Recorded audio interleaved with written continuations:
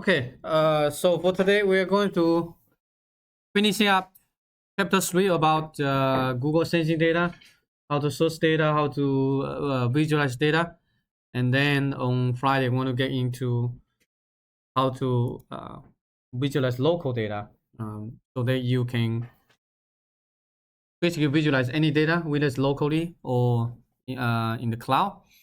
And so we're going to use the first half an hour for the lectures, and then for the remaining 20 minutes for quiz 2. So are you ready for quiz 2? Okay. Should be kind of similar to lab 1, asking you to visualize data, but do a little bit more.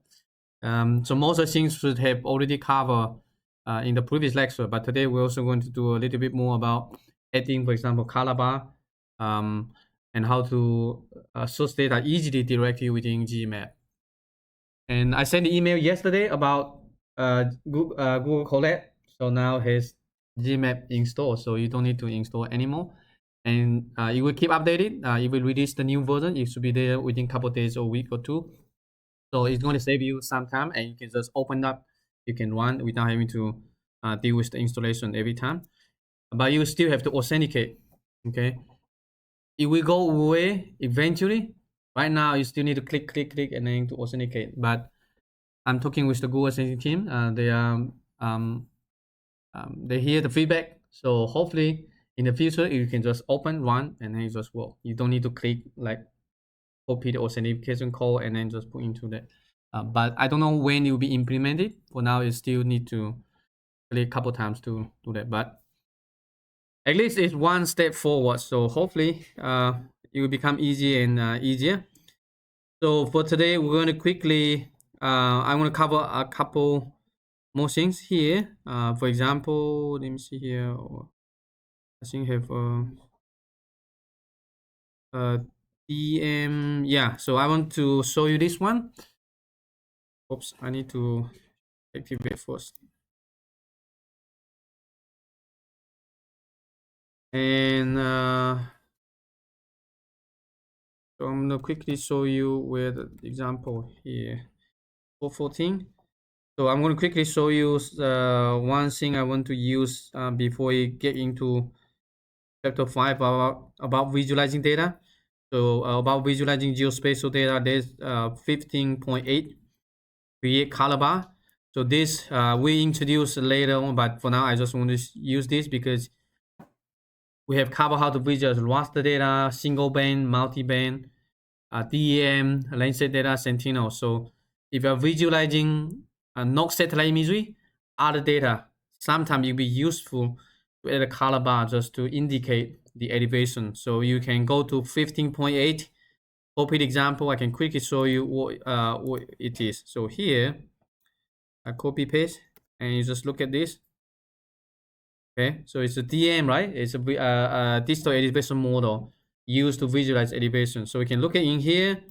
Probably you can guess like the low elevation, high elevation, but it would be nice to be able to add a color bar somewhere on the map so that you can indicate it whether it's oops, here close it. Oh no. So you can indicate whether it's the range, the color, what does this color represent. So I'm going to go back to here. There's you just add one more line of code here. Map.add color bar, and whatever visualization parameters you use to visualize the data. So here, right, you are already familiar with minimum, maximum, and also the color palette. So what you need is just this one line of code. Okay, Control C, and then come back to here. You can edit directly after you add layer, or you can just create a new code block. So now if I run this one, hopefully it's not too long. So you should be able to see the color bar edit at the lower right corner. Here, right? Take a look. So basically adding this one. This can be useful if you're visualizing, for example, temperature, elevation, soil moisture, wind speed, whatever. Right? If you're visualizing a single band raster, you might want to add this one.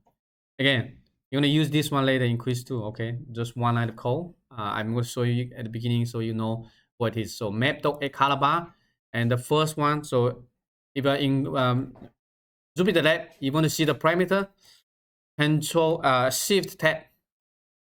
Okay, so if you don't know what to provide, shift tab on your keyboard to bring up the help documentation. So now you can see the parameters, visualization, the color map. If the visualization doesn't have the palette, then you need to provide the color map. Otherwise, you can just provide the visualization parameters. And then the label. So let me show you here. The label is at the bottom here, elevation, parentheses, m, basically meter. So this is where you want to provide, for example, it is temperature, degree, Celsius, Fahrenheit, whatever, right? You can do this. And also the layer name is linked to the layer. So the layer name should be the same as the add layer name. The reason you want to have a layer name is to tie the legend to the layer name. So when you turn the layer off, the legend will disappear or will be hidden. So if I come back to here, now it should, I'm not sure if it still works. It might hit a bug, but let's see. See? You see that? So the legend is tied, the color bar is tied with the layer. So if the layer is off, the color bar will also be off. So this would be something that you can do. It's just one line of code. Oops. Huh. Interesting. There's a bug. So, but let me run this one more time. You can do like horizontal. You can also do vertical.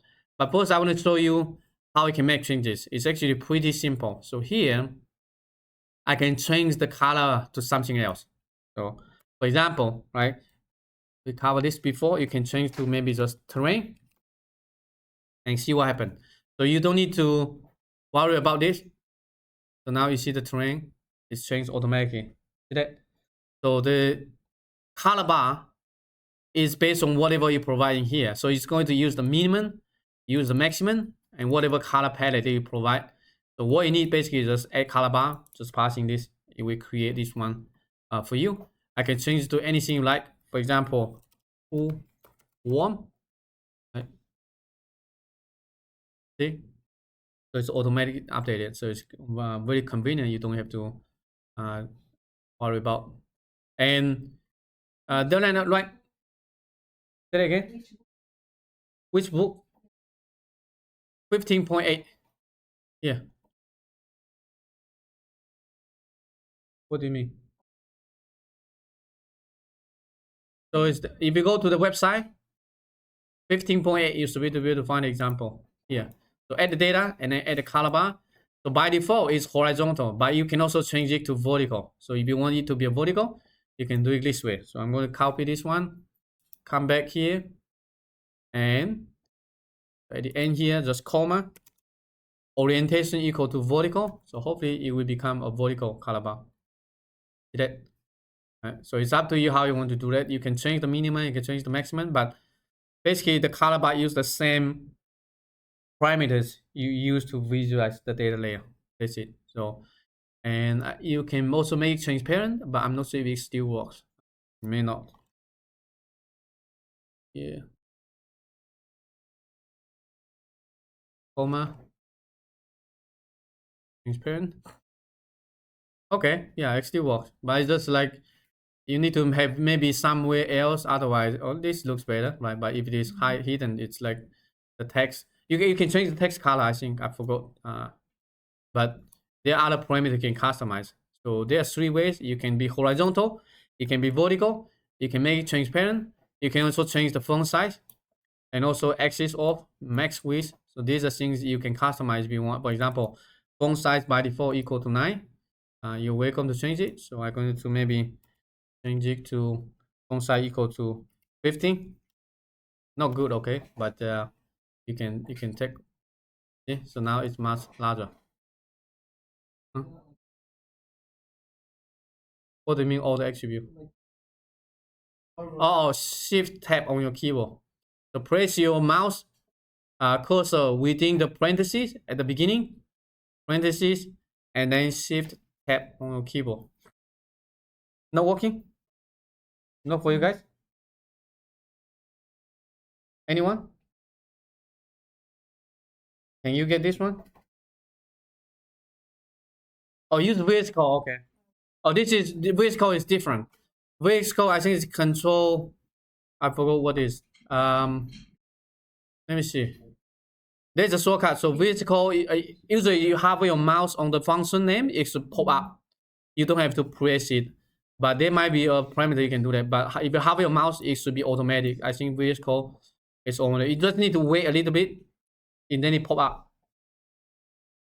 It might be a shortcut. I forgot what it is. But usually I just have a mouse. Okay. But if you're in Jupyter Lab, then you'll be Shift Tab. Maybe you ask ChatGPT. Okay. It might know the answer. He's using Colette.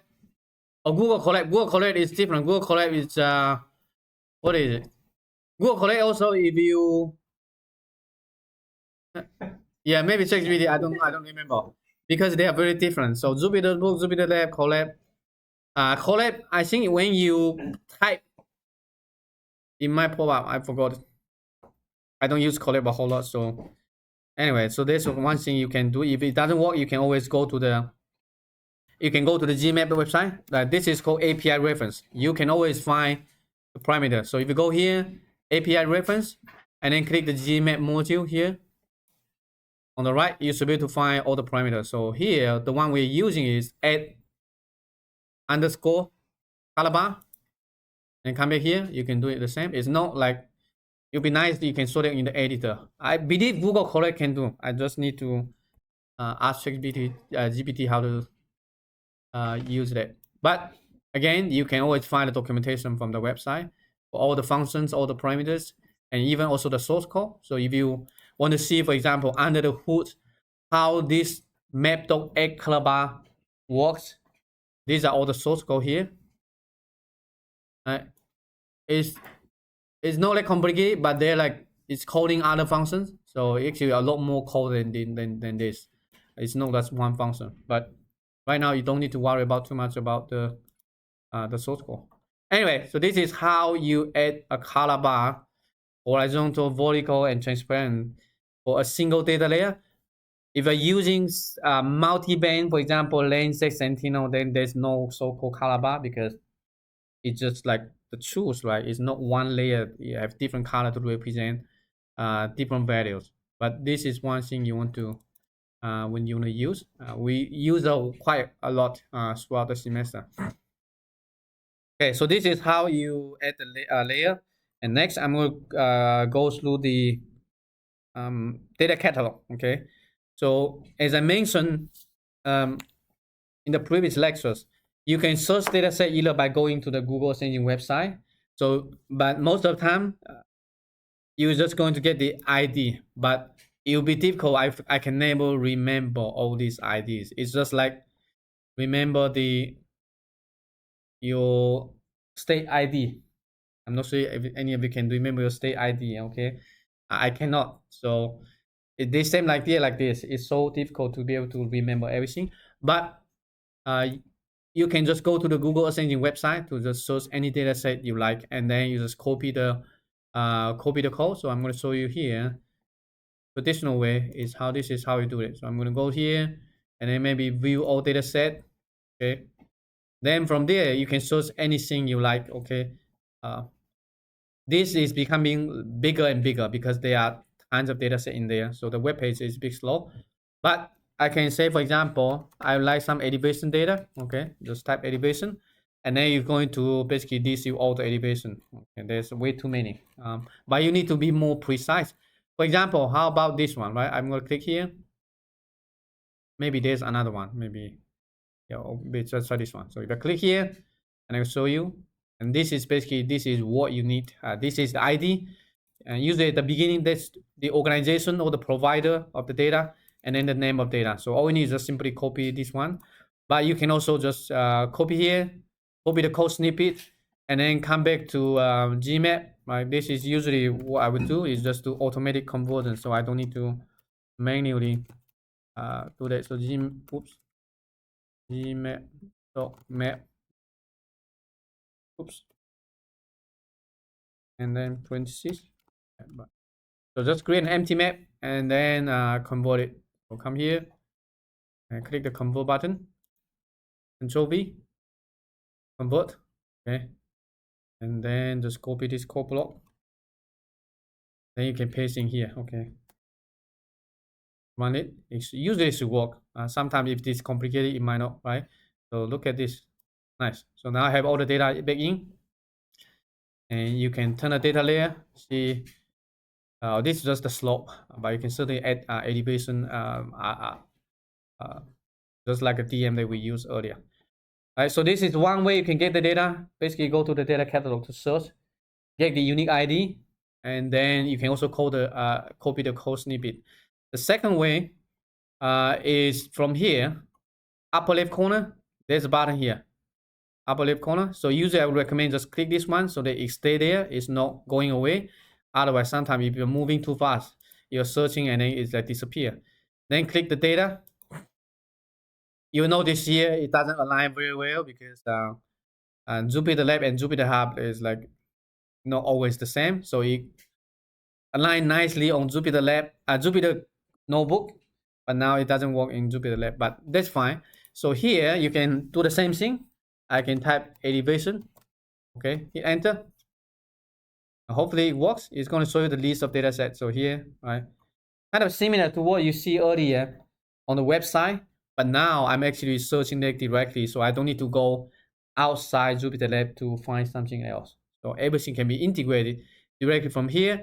And so similarly, I can find any data set you like. So you can scroll. Let me see. For example, how about this USGS for USGS 3-depth 10-meter elevation, right? Take a look at this. And if you scroll down, you should be able to see the ID here, e.image 10-meter resolution. And there's also example here. You can go to click the link to take you to the website. So if I click the description, it's going to navigate to the website. So this is exactly the same that earlier when you search on the website, but it's much easier because we directly do it inside here. And so you can either just copy this code snippet and then put into the code, and then you can start adding the data. You can also click the import button. So if you click the import button, it's going to show you the code snippet, but it already automatically converted to Python. So now you don't have to do the conversion, like copy click the button to convert manually. So what you need to do, I'm just going to copy this, Control C, and then come back to here. I can simply just Control V. One. See, get the same data.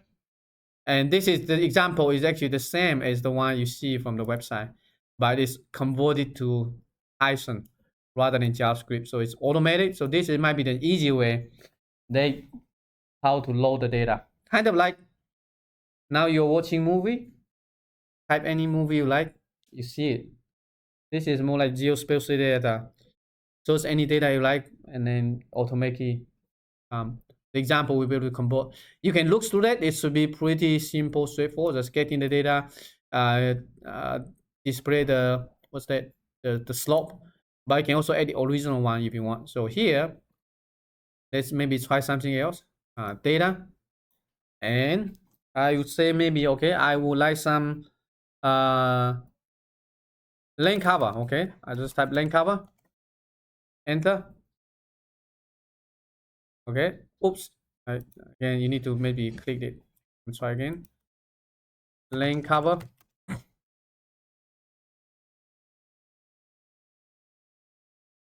Okay, so now we have, wow, there's a lot of lane cover. So here, for example, I can look at this one. Okay, is a wall cover, 10 meter, V200.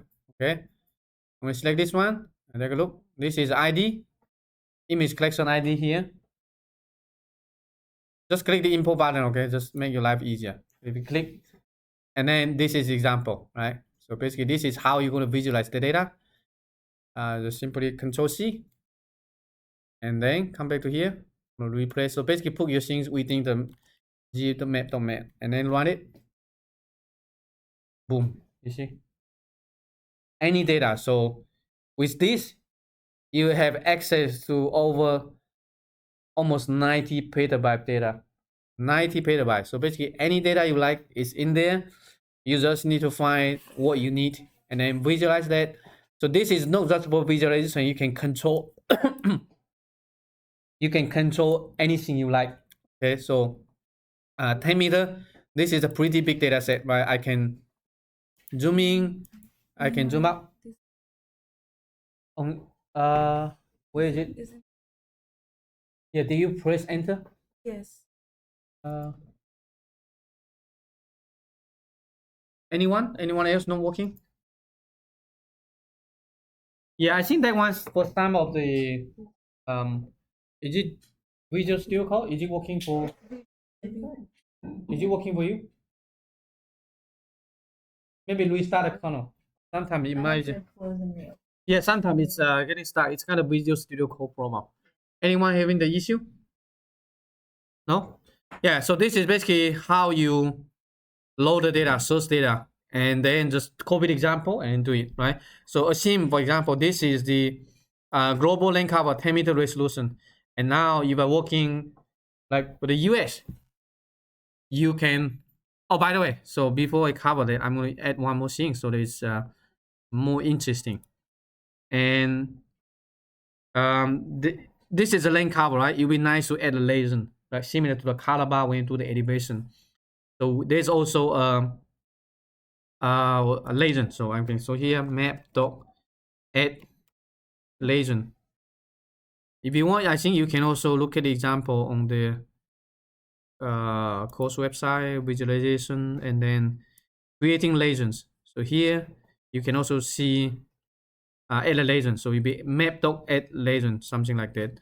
If you want, let me see what's the built-in. I think the ESA lane cover data already has built-in. So let me show you here. I forgot what's the name of that one. Okay, so here will be ESA word cover. So I'm gonna copy this one and then come back to here. Quickly show you. So add legend again. Shift tab. I'm gonna show you. It's called built-in legend. So built-in means I just type the name, so it'll be easy like this. Built-in legend equal to square brackets ESA underscore word cover title case. So let me run this one and let's see if it works. Take a look. Like kind of like this. So this give you like lane cover, so you know each lane cover type. So that you can see corresponding, right? Forest, agriculture, something like that. So this can be helpful, especially if you're doing lane cover map. Most likely you want to add this one. I think right now there's a bug, so I suppose I can click this one. It will hide, and but open up again. I think recently there's some changes, so it might be duplicate. Oh, it still works. Okay, nice. All right, so this is how, if it is too much space, you can hide it. Can you see? Let me show the code one more time. It is just like add legend and then built-in legend. You can also add a title. Right now it just shows you like legend. I can maybe just here comma title equal to, I would say maybe ESA lane cover. Okay. You run again. At the top here, you're gonna change to this one. Okay. So this can be useful if you're visualizing lane cover data. Here. So if you want, you can go to the example, the course website, 15.7. This shows you some of the built-in. So basically, otherwise you can use the custom. So it allows you, for example, to define a dictionary, and then with the key, the color, the key, the color. So you can do the same thing. So if I copy here, just quickly come back to this one, like Control C, Control V, one. Right, just like this one, lane cover data. So you can, this is the US lane cover database. So you have different lane cover, and then you can show this one here. This one is pretty long, okay? But like I said, you can customize to whatever way you want is by through this dictionary.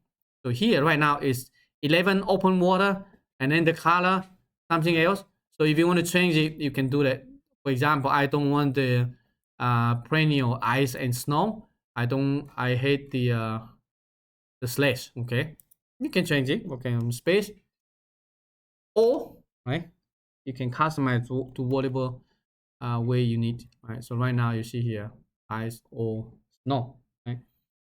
Anyway, we cover again when we get to this one, but I just want to show you some of these because it can be quite useful when you try to visualize raster data. So next, besides searching through here, there's also another way is to import the datasets module. So this one is also useful if you don't want to click the button. Okay, you just want to just keep typing. You don't want to use the search functionality. Then you can use this one. So I'm going to show you here. What you need to do is so from gmap.dataset, import this data. Okay, so this one is basically a dictionary and then allows you to have auto completion. So this is called doc notation. So take a look at this one. Okay, from gmap.dataset, import data, and then you can just type data dot and then hit tab. If you're on Google Colab, it should be automatic. So take a look at this one. This one, you basically get access to the entire database through doc notation. So in that way, you don't have to find it online. Kind of like the entire dataset has different category, and then you just go one by one. Say it again. No, that's what I'm saying. You don't need to. I'm just saying here, you import this one, it becomes data, and then so I just type, right? So now I don't remember what I did, but if I remember roughly where's the data provider, for example, USGS or something, there's a stop, and then USGS, this file shipping, right? You see, USGS read.dm, enter, and this is basically converting one to a string.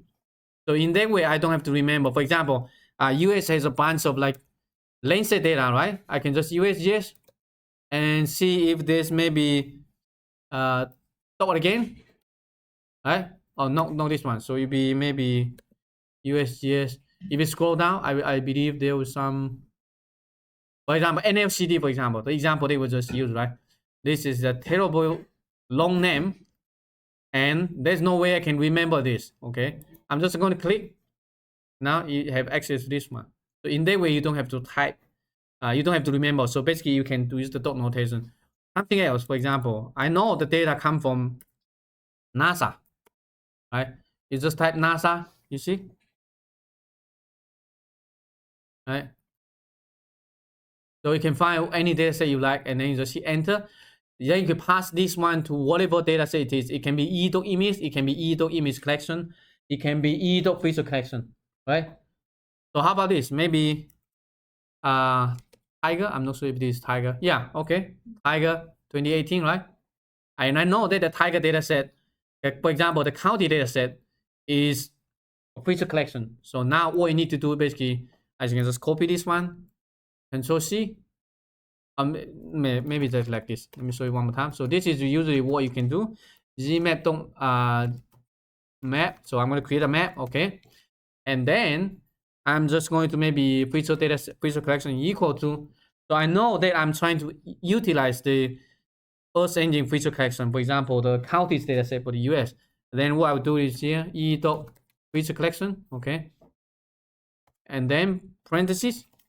So inside there, this is where you actually add. So I can just data dot, and I know it come from Tiger something, okay, and then just like this. So in that way, I don't need to move away from my. You can keep typing. There's no way you don't need to like so add layer, okay, and then UB FC, and then just map, right? See, it's not to be easier, but of course you need to import this one. So if you already know the rough like ID, basically whether the provider, then this might be useful. So now you see I have access to the feature collection easily, and then you can start do the filtering or other stuff. So for lab 4, you're going to, for example, use this county data set to find out Knox County in the US. And then, for example, create imagery for Knox County, right? Tennessee. And also figure out how many Knox County in the US. How many? How many do you think? Yeah, you will find out in lab 4. So this is where I'm asking you, how do you find out how many Knox counties in the US, right? So you can do the filtering, and then you can easily display that. So let me see here. Maybe one more thing I want to show you would be, let me do this, okay? For example, I can show you maybe just the subset of the feature collection. So I can here FC dot. So FC is the entire image feature collection. So I can use the dot limit, maybe just to show you the first 5, okay? And then the subset. So here you will see the 5 image collection, but it's going to show you like this. And so Gmap has another nice function, allows you to easily turn this into a data frame. So basically turn this into a data table, so that it's much easier to visualize. So in lab 4, I'm asking you to show me how many Knox counties, then it'll be easier to render this way. What you can do is use this one, gmap.e to df. Oh, I think we're out of time. Anyway, so df, and then just type in this subset, run it. All right, so this shows you basically just like a shapefile attribute table, so they can clearly see what are the columns. So after you do the filtering, once you figure out how many Knox County, then you can quickly see the column. So it's much a better visualization than just print out this one, okay? Anyway, so that's all for today. So you have 15 minutes for the quiz 2. Say it again.